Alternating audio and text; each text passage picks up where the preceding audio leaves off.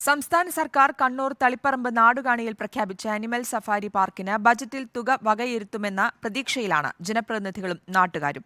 നാടുകാണിയിലെ plantation കോർപ്പറേഷന്റെ ഉടമസ്ഥതയിലുള്ള 300 acre സ്ഥലത്താണ് സർക്കാർ സഫാരി പാർക്ക് പ്രഖ്യാപിച്ചത്. പദ്ധതിയുടെ പ്രഖ്യാപനം നടത്തി 1 വർഷം കഴിഞ്ഞിട്ടും കാര്യമായ തുടർ പ്രവർത്തനങ്ങൾ നടന്നിട്ടില്ല.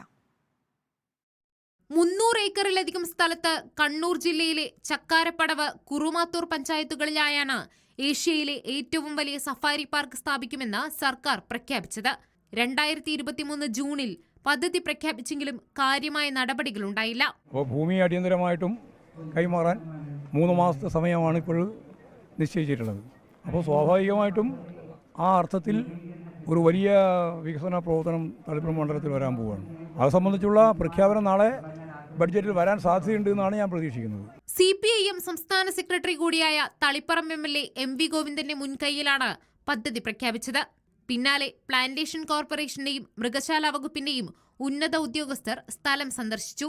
മാർഗനിർദ്ദേശങ്ങൾ അനുസരിച്ച് സഫാരി പാർക്കിന് അനുയോജ്യമായ സ്ഥലമെന്നായിരുന്നു സംഘത്തിന്റെ വിലയിരുത്തൽ.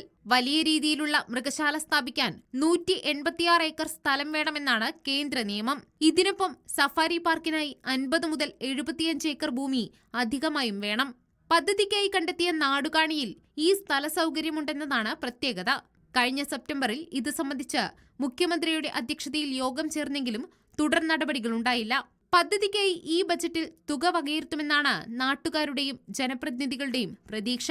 പദ്ധതി നടപ്പിലാക്കാൻ അനുവദിക്കില്ലെന്ന് CPI പ്രഖ്യാപിച്ചിട്ടുണ്ടെങ്കിലും MLAയും CPIMും പദ്ധതിയുമായി മുന്നോട്ടു പോകാനാണ് തീരുമാനം.